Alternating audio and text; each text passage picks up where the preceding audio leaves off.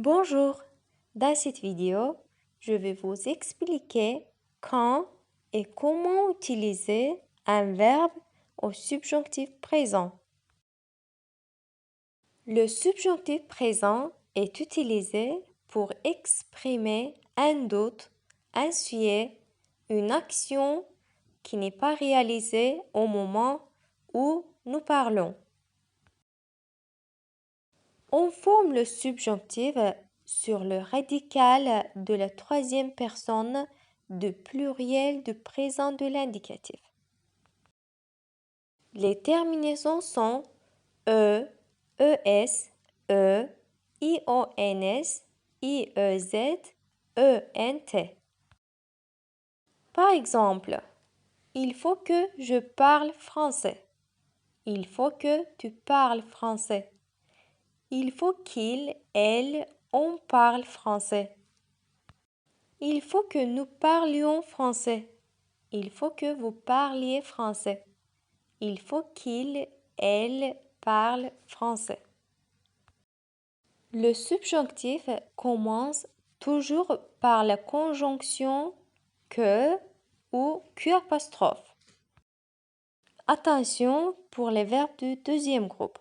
Il faut rajouter i, s juste avant la terminaison.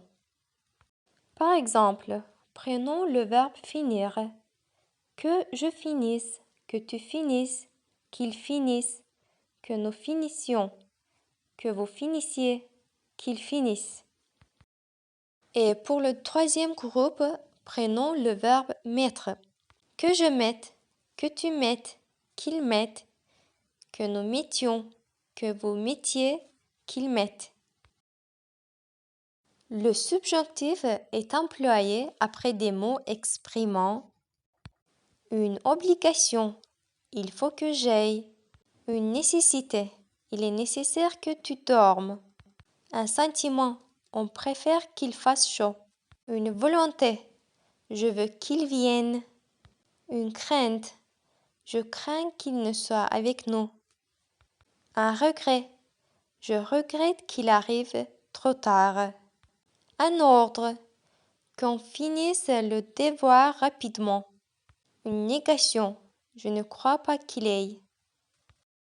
Le subjonctif est employé après certaines conjonctions exprimant le temps, avant que, jusqu'à ce que, en attendant que, le but, pour que, afin que, la condition, pourvu que, à condition que, et l'opposition, bien que, quoique.